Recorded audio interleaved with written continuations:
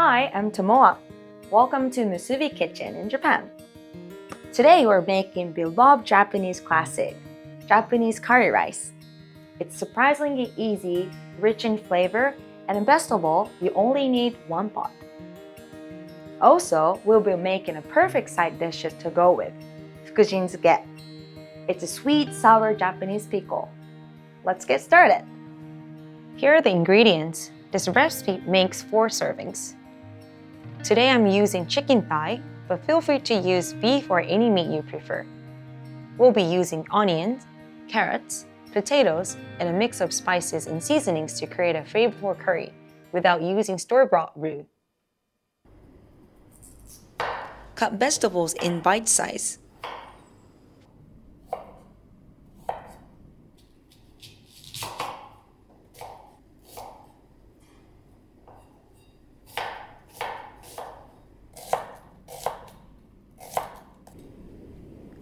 Start by sautéing the meat. Once it gets nicely brown, take it out and set it aside.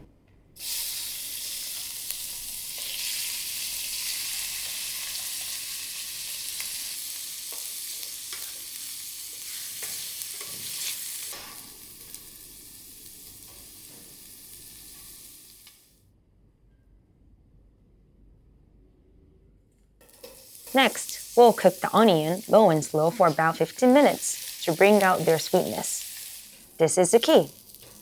Keep going until they turn golden brown. Now add garlic and ginger for extra aroma. Then stir in some flour and spices.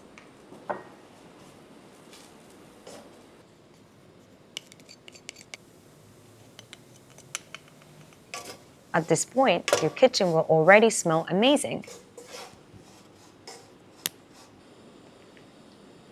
Add tomato paste and gradually pour in the red wine while stirring. This helps everything blend smoothly.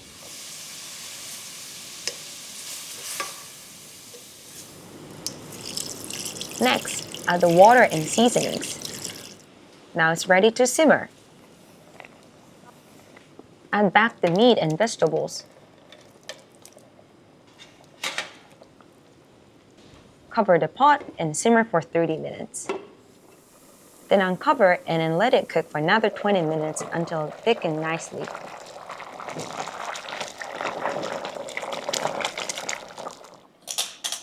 Season to taste with salt and pepper, and you're done.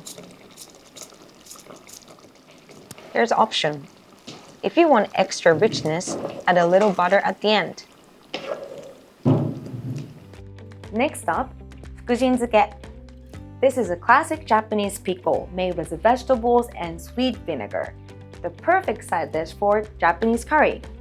Here are the ingredients.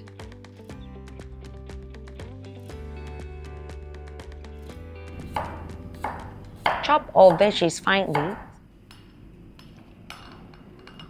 Sprinkle with salt and let them sit for 30 minutes.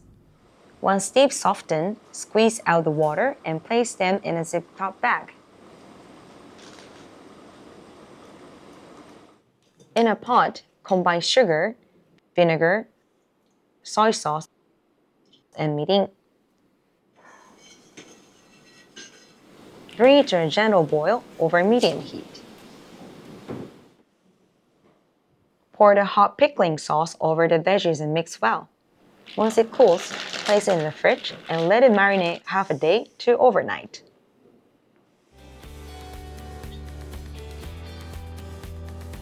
Let's serve it up.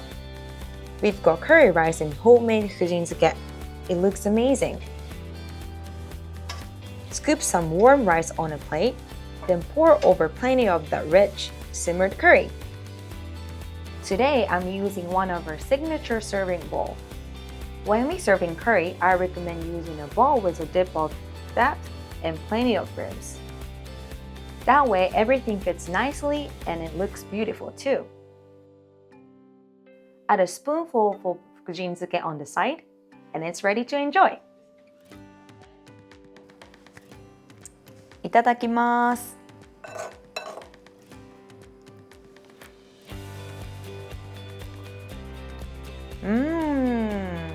The sweetness of the onion and the balance of spices are just so perfect. And tangy crunch of Fukujinzuke just bring all together. I hope you will give this recipe a try at home. If you do, please let me know how it turned out in the comments. And don't forget to like this video and subscribe to the channel for more. See you in the next one. Bye for now.